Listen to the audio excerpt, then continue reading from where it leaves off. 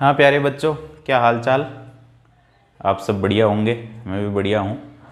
और आज की इस क्लास में अपन देखने वाले हैं यूरिया NH2CO NH2 फॉर्मूला होता है। IUPAC नोमेनक्लेचर में यदि नामकरण करें तो होता है एमिनो मेथेनेमाइड। एमिनो एक कार्बन है मेथेन और ये CONH2 ग्रुप अमाइड में होता है एमिनो मेथेनेमाइड। ये तो बात हुई यूरिया की। तो अपने को IUPAC नोमेनक्लेचर में नामकरण क्या होता है यूरिया का, वो याद रखना है। और इसकी स्ट्रक्चर इस टाइप की होती है। उसके बाद अपन मेथड्स ऑफ प्रिपरेशन देखते हैं, विल्सन की विधियां। यूरिया पहला ज्ञात कार्बनिक यौगिक है जिसको प्रयोगशाला में सबसे पहले संश्लेषित किया गया था। प्रयोगशाला में संश्लेषित पहला कार्बनिक यौगिक, प्रयोगशाला में संश्लेषित या निर्मित प्रथम कार्बनिक यौगिक कौन सा था? यूरिया। कार्बनिक यौगिक कौन? यूरिया। किसने खोजा था, किसने बनाया था? ये 1828 में वॉलर ने बनाया था। 1828 में वॉलर ने। किससे बनाया था? वॉलर ने अमोनियम साइनेट से। अमोनियम साइनेट से। अब पहली मेथड विल्सन की मेथड में अपन वॉलर विधि देखने वाले हैं कि वॉलर ने कौन सी विधि द्वारा यूरिया का निर्माण किया था। 1828 में वॉलर ने अमोनियम साइनेट को जब गर्म किया तो अमोनियम साइनेट का समावयवन हो जाता है, यानी अणुसूत्र समान लेकिन नया यौगिक बन जाता है। और वो नया ही कार्बनिक यौगिक यूरिया था। NH4CNO ये होता है अमोनियम साइनेट। अमोनियम साइनेट इसको जब गर्म करते हैं तो इसका नया आइसोमर बन जाता है जिसका अणुसूत्र तो दोनों के सेम होंगे। और अमोनियम साइनेट से गर्म होने के बाद यूरिया बन जाता है। 4 hydrogen 4 hydrogen, 2 nitrogen 2 nitrogen, carbon oxygen, carbon और ऑक्सीजन। अणुसूत्र दोनों के सेम है लेकिन यौगिक डिफरेंट है। ये अमोनियम साइनेट, यूरिया। क्या हो रहा है यहाँ? समावयवन हो रहा है।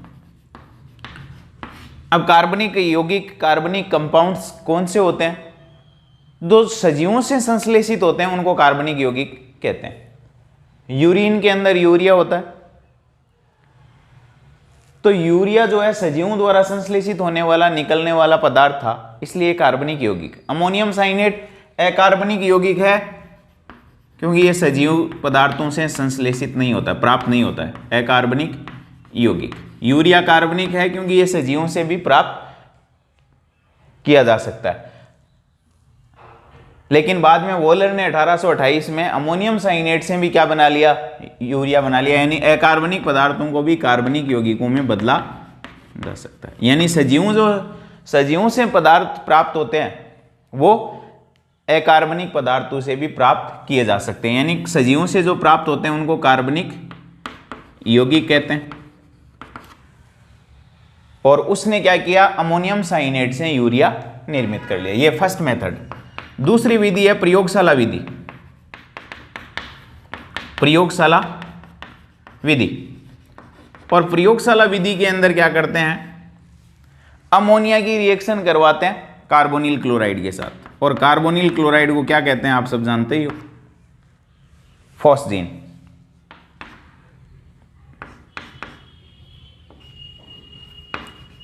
ये अमोनिया के साथ रिएक्शन करवा दो, ये अमोनिया क्या निकाल दो? ये HCl, ये HCl क्या बन जाएगा?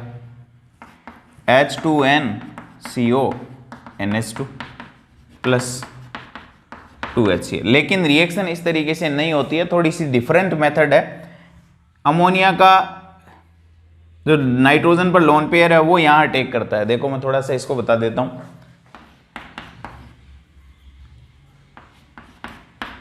ये अमोनिया, इसका लोन पेयर कहाँ अटैक करता है, इस कार्बन पे, इस बॉन्ड के इलेक्ट्रॉन शिफ्ट हो जाते हैं, तो ये बन जाएगा प्लस NH3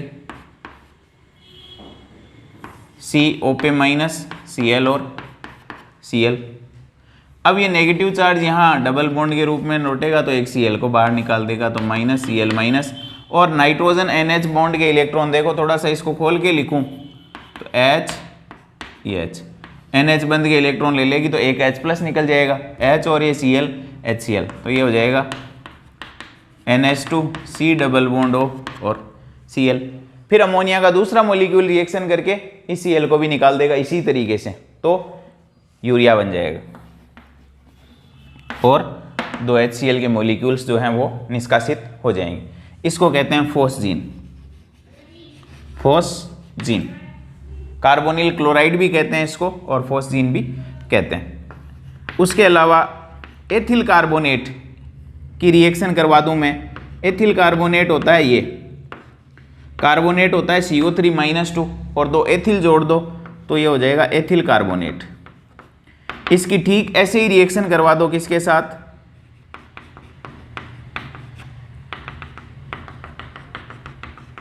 अमोनिया के साथ,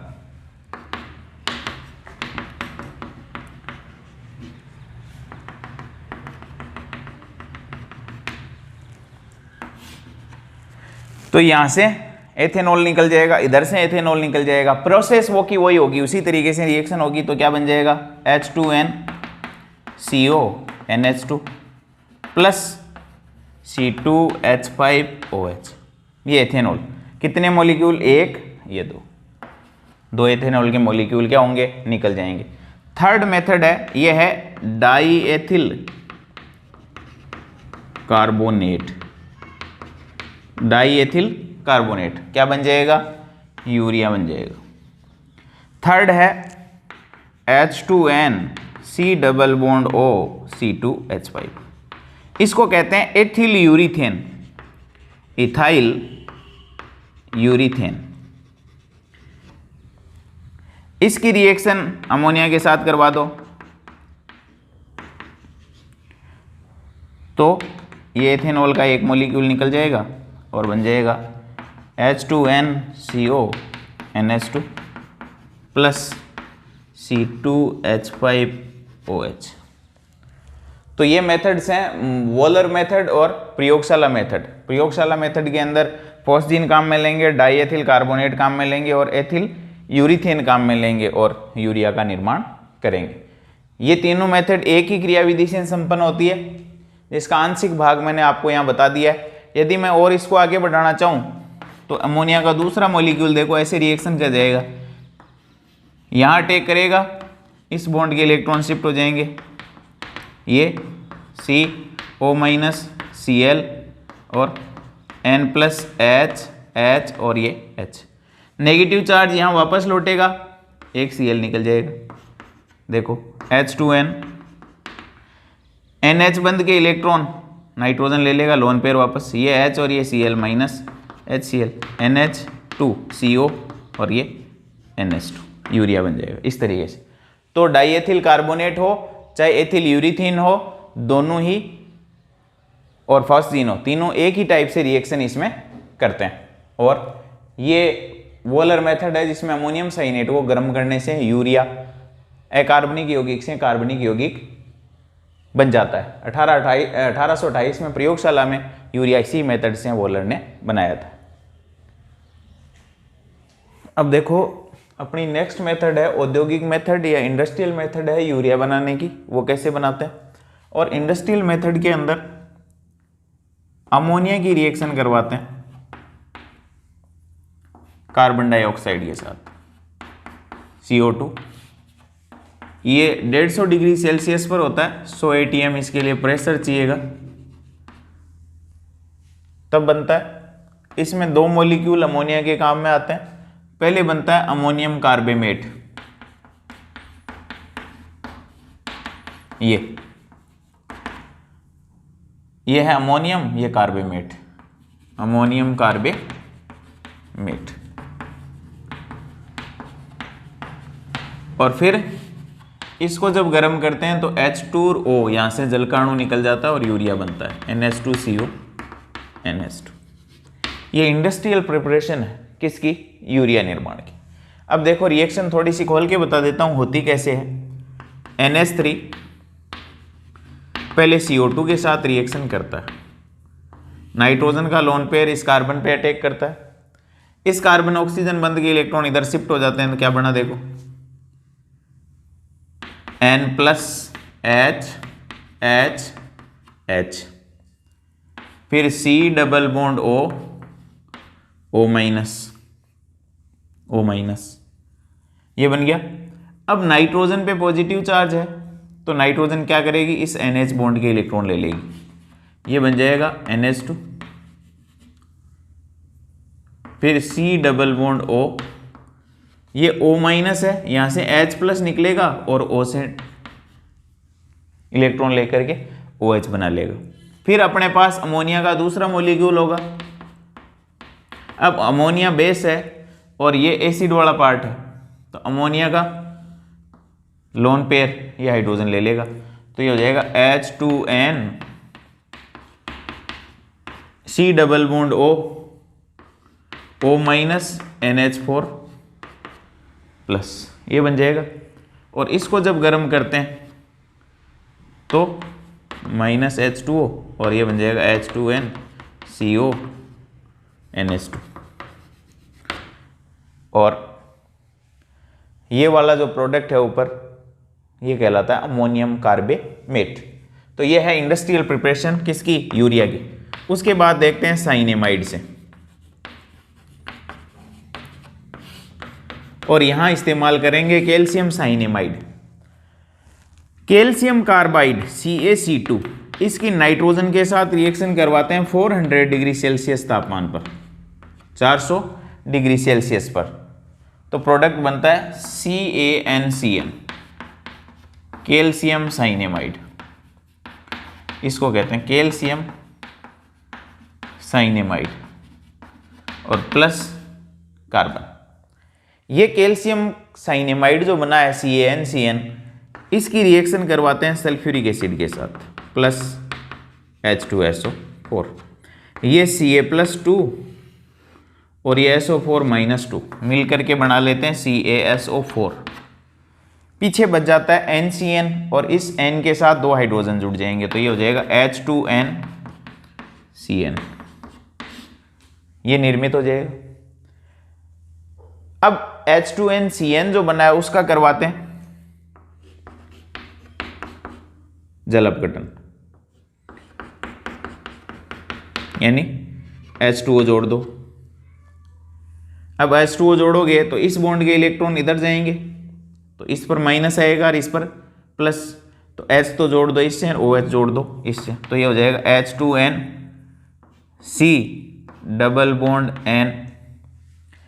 N पे माइनस आएगा तो H जोड़ दो और कार्बन पे OH जोड़ दो। जल अपघटन में ये होता है। अब इसमें देखो रीअरेंजमेंट पॉसिबल है, ये लोन पेयर यहाँ डबल बॉन्ड के रूप में और डबल बॉन्ड नाइट्रोजन पे नेगेटिव चार्ज के रूप में,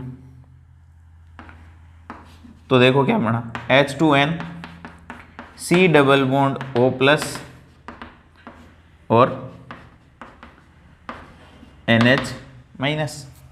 अब यहां देखो ऑक्सीजन पे पॉजिटिव चार्ज है, ऑक्सीजन पॉजिटिव चार्ज रखती नहीं है, क्या करेगी, OH बंद के इलेक्ट्रॉन ले लेगी और ये बना लेगी H2N C double bond O NH, ये H यहाँ से निकलेगा, यहाँ ट्रांसफर हो जाएगा और यूरिया बन जाएगा। ये है साइनेमाइड से या कैल्शियम साइनेमाइड से यूरिया का निर्माण। तो ये कुछ यूरिया के विरचन की मेथड्स थी। अब देखो यूरिया जो है उसके अपन गुणधर्म देखते हैं, उसमें भौतिक गुणधर्म। अब भौतिक गुणधर्मों में आप जानते हो ये श्वेत क्रिस्टल, ये ठोस है और जल में आसानी से घुल जाता है। गलनांक इसका 132 डिग्री सेल्सियस होता है।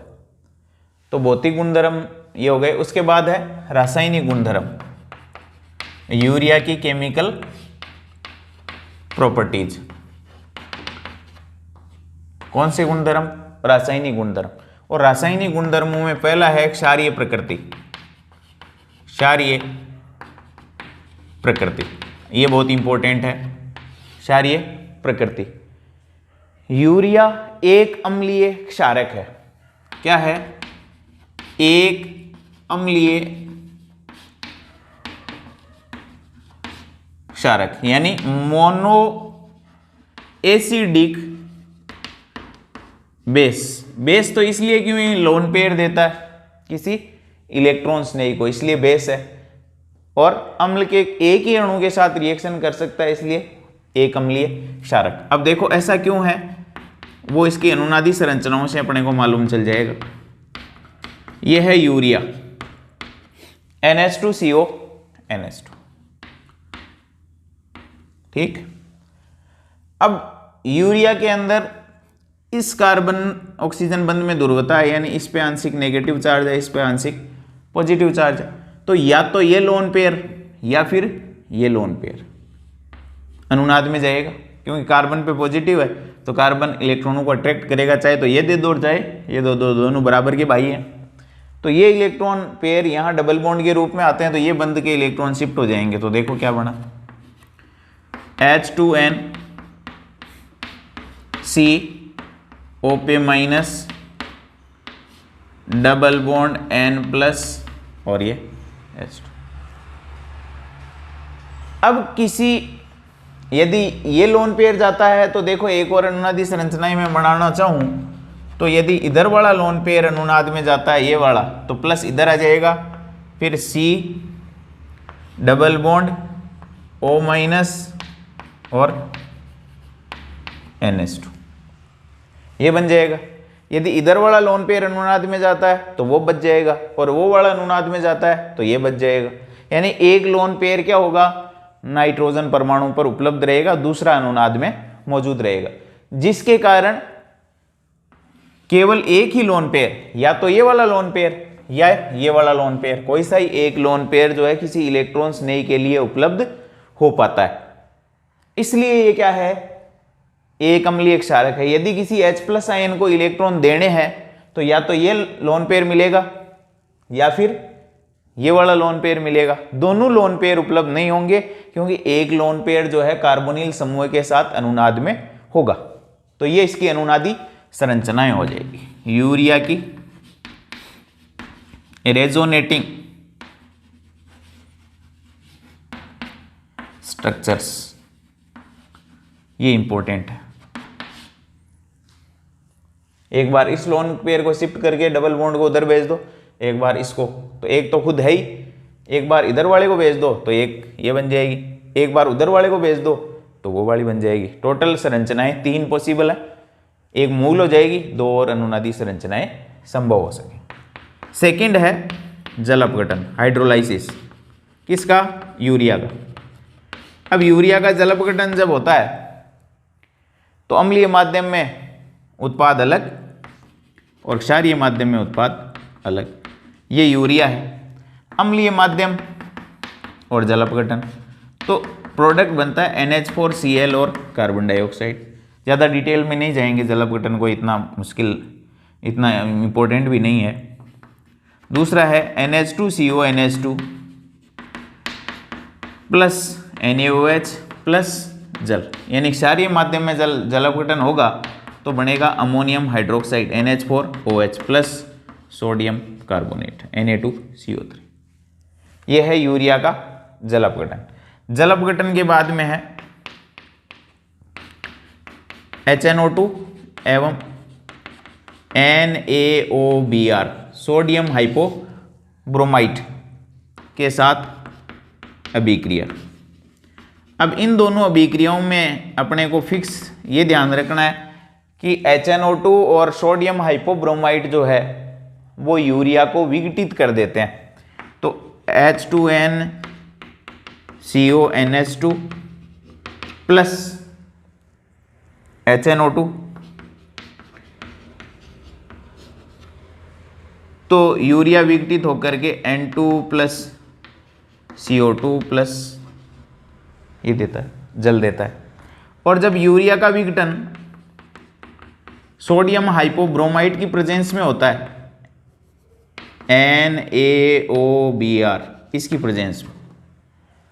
तो क्या बनता है, तो भी विघटन होता है, बस एक NaBr प्रोडक्ट एक्स्ट्रा बन जाता है, बाकी N2 + CO2 प्लस जल बनता है। ये यूरिया के विघटन उत्पाद, नाइट्रोजन प्लस CO2 प्लस जल। जब HNO2 के साथ रिएक्शन होती है तो NaBr नहीं बनता है, जब हाइपोब्रोमाइड के साथ रिएक्शन होती है तो NaBr बन जाता है। बस इतना ही फर्क है, बाकी दोनों रिएक्शन एक जैसी है, ये भी कोई खास इंपॉर्टेंस नहीं रखती है। फोर्थ है डाई कार्बोक्सिलिक अम्लों के साथ रिएक्शन।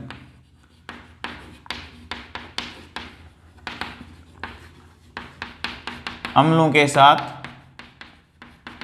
अभिक्रिया, डाई कार्बोक्सिलिक अम्लों के साथ अभिक्रिया। उसके अंदर ए देखेंगे यूरिया की रिएक्शन,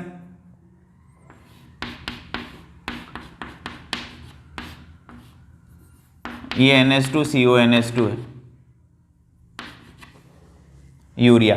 इसकी रिएक्शन देखेंगे अपन ऑक्जेलिक अम्ल के साथ, और ऑक्जेलिक अम्ल होता है ये COH ऑक्जेलिक एसिड कहलाता है।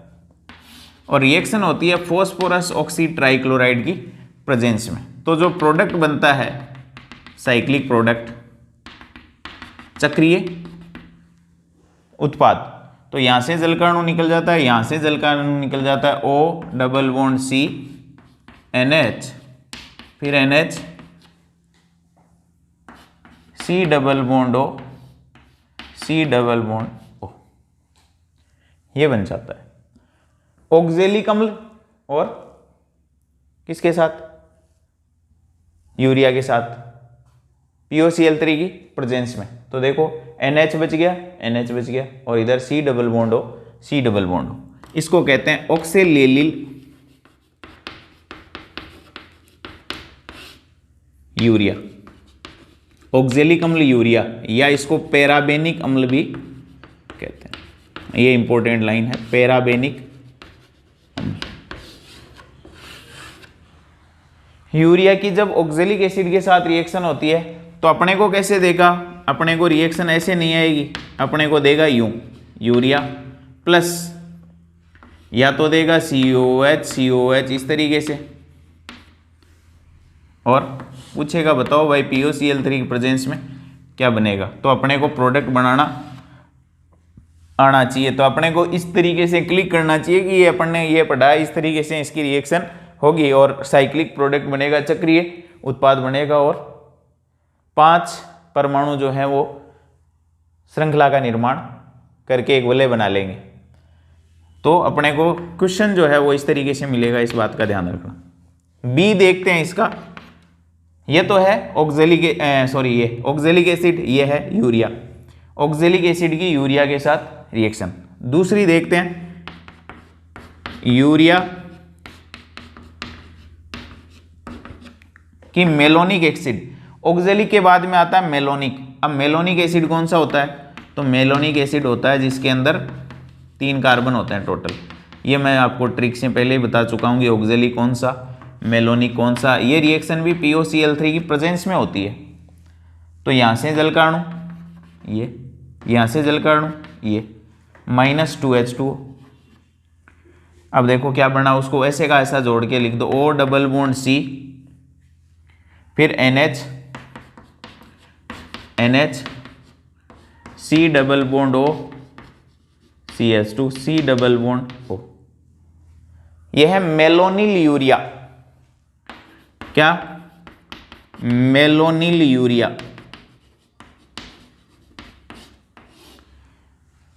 मेलोनिक एसिड और यूरिया की रिएक्शन जब होती है तो 6 एटम वाली साइक्लिक रिंग बनती है, उसको कहते हैं मेलोनिल यूरिया, या बारबीट्यूरिक अम्ल के व्युत्पन्न भी कहते हैं इनको, बारबीट्यूरिक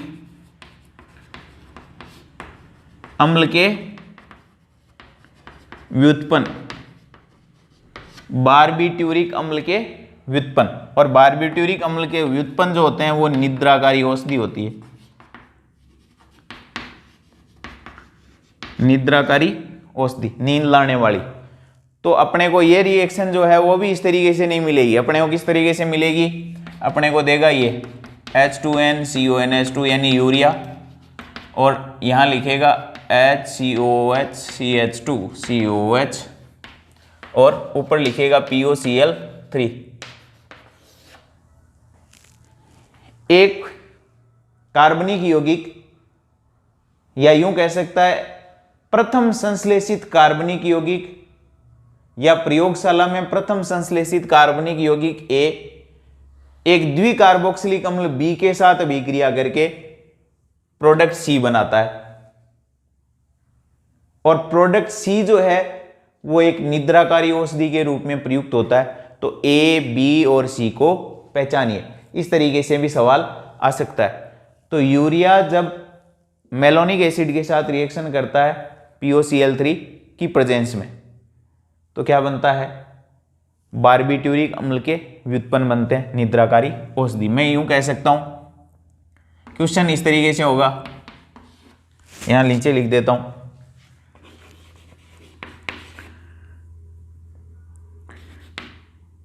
प्रयोगशाला में संश्लेषित प्रथम कार्बनिक यौगिक, प्रथम कार्बनिक यौगिक, तो आपको याद रखना है यूरिया A, इसको कह दिया A। एक द्विकार्बोक्सिलिक अम्ल, द्विकार्बोक्सिलिक अम्ल B के साथ अभिक्रिया करके, अभिक्रिया B के साथ यूं लिख सकते हैं POCl3 की उपस्थिति में, POCl3 की उपस्थिति में अभिक्रिया करके, अभिक्रिया करके उत्पाद C निर्मित करते हैं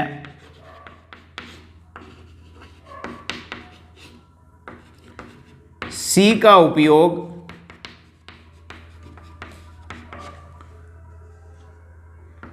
निद्राकारी औषधि, निद्राकारी औषधि के रूप में किया जाता है। तो A, B और C को क्या कीजिए, पहचानिए कि A क्या है, B क्या है और C क्या है। तो A हो जाएगा यूरिया, प्रथम संश्लेषित प्रयोगशाला संश्लेषित कार्बनिक यौगिक। B हो जाएगा एक द्विकार्बोक्सिलिक अम्ल जो है वो आपको याद रखना मेलोनिक एसिड, क्योंकि यहाँ अपन ने द्विकार्बोक्सिलिक ऑक्जेलिक भी होता है, मेलोनिक भी होता है। तो ऑक्जेलिक नहीं, मेलोनिक की रिएक्शन होती है POCl3 की प्रेजेंस में, तब क्या बनता है, निद्राकारी औषधि बनती है बारबीट्यूरिक अम्ल का, और C हो जाएगा ये। फिर अपन इसको इस तरीके से लिखेंगे और क्या कर देंगे, उत्पाद निर्मित कर देंगे। वो नेक्स्ट यूरिया की रिएक्शन देखते हैं, उसमें है ताप का प्रभाव, इफेक्ट ऑफ टेम्परेचर। अब यूरिया को धीमी गति से, यह है यूरिया NH2CO NH2, इसके दो मॉलिक्यूल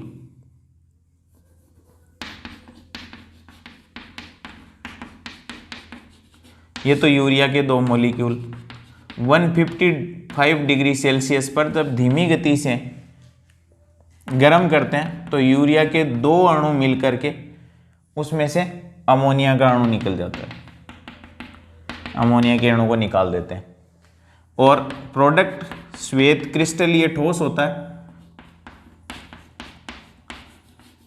उसको कहते हैं बाईयूरेट। ये लो, बाईयूरेट ठोस होता है, श्वेत क्रिस्टलीय,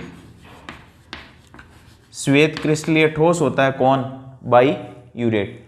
यानी यूरिया के दो मॉलिक्यूल्स जो हैं 155 डिग्री सेल्सियस पर धीमी गति से जब गर्म होते हैं तो अमोनिया का अणु निकल जाता है, और दोनों अणु जुड़ करके अमोनिया के निकलने के बाद जो प्रोडक्ट बनाते हैं वो श्वेत क्रिस्टलीय ठोस होता है, उसको बाईयूरेट कहते हैं। और बाईयूरेट जो है वो कॉपर सल्फेट के क्षारीय सॉल्यूशन में बैंगनी रंग देता है। यानी बायूरेट में क्या मिला दो, CuSO4 का क्षारीय विलयन मिला दो, तो कैसा रंग आता है, बैंगनी रंग आता है। और ये यूरिया के परीक्षण में काम में आता है, यूरिया टेस्टिंग, यूरिया के टेस्ट में काम में आता है कि यूरिया के 2 मॉलिक्यूल्स गर्म हो रहे हैं 155 डिग्री सेल्सियस पर, अमोनिया का अणु रिलीज हो जाता है, दोनों मॉलिक्यूल जुड़ जाते हैं, अमोनिया के निकलने के बाद बायूरेट कहलाता है। बायूरेट जो है वो श्वेत क्रिस्टलीय ठोस होता है। कॉपर सल्फेट का इसके अंदर क्षारीय विलयन मिलाते हैं, बैंगनी रंग आता है, यूरिया के परीक्षण में काम में आती है। तो ये तो बात हुई 155 डिग्री की। अब जब यूरिया को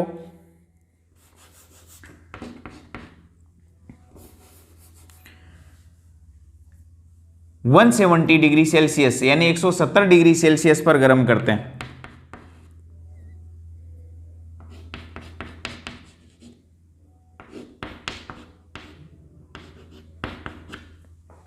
तो यूरिया का जो है एक ही मॉलिक्यूल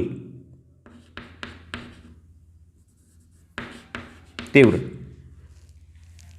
यूरिया को जब 170 डिग्री सेल्सियस तापमान पर तीव्र गति से गर्म करते हैं तो एक ही मॉलिक्यूल में से अमोनिया निकलता है, तो ये हो जाएगा -NH3।